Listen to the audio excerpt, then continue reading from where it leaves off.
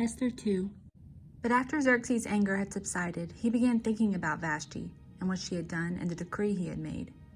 So his personal attendant suggested, "Let us search the empire to find beautiful young virgins for the king.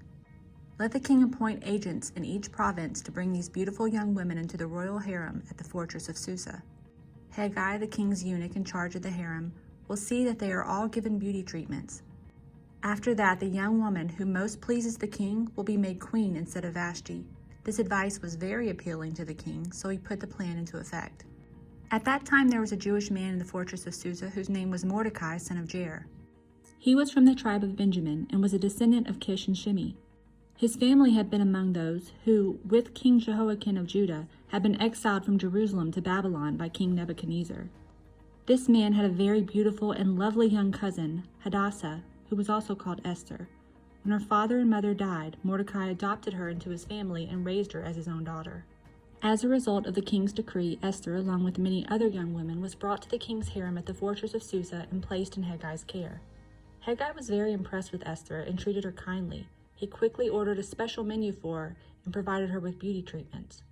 He also assigned her 7 maids specially chosen from the king's palace, and he moved her and her maids into the best place in the harem. Esther had not told anyone of her nationality and family background because Mordecai had directed her not to do so. Every day Mordecai would take a walk near the courtyard of the harem to find out about Esther and what was happening to her.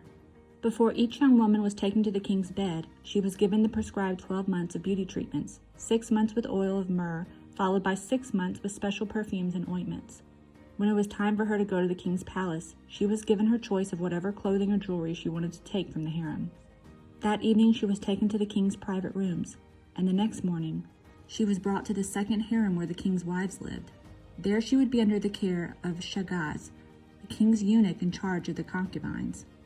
She would never go to the king again unless he had especially enjoyed her and requested her by name. Esther was the daughter of Abihail, who was Mordecai's uncle. Mordecai had adopted his younger cousin Esther. When it was Esther's turn to go to the king, she accepted the advice of Haggai, the eunuch in charge of the harem. She asked for nothing except what he suggested, and she was admired by everyone who saw her. Esther was taken to King Xerxes at the royal palace in early winter of the 7th year of his reign. And the king loved Esther more than any of the other young women. He was so delighted with her that he set the royal crown on her head and declared her queen instead of Vashti. To celebrate the occasion, he gave a great banquet in Esther's honor for all his nobles and officials, declaring a public holiday for the provinces and giving generous gifts to everyone. Even after all the young women had been transferred to the second harem and Mordecai had become a palace official, Esther continued to keep her family background and nationality a secret. She was still following Mordecai's directions, just as she did when she lived in his home. One day as Mordecai was on duty at the king's gate, 2 of the king's eunuchs, Bigthan and Teresh, who were guards at the door of the king's private quarters, became angry at King Xerxes and plotted to assassinate him. But Mordecai heard about the plot and gave the information to Queen Esther. She then told the king about it and gave Mordecai credit for the report.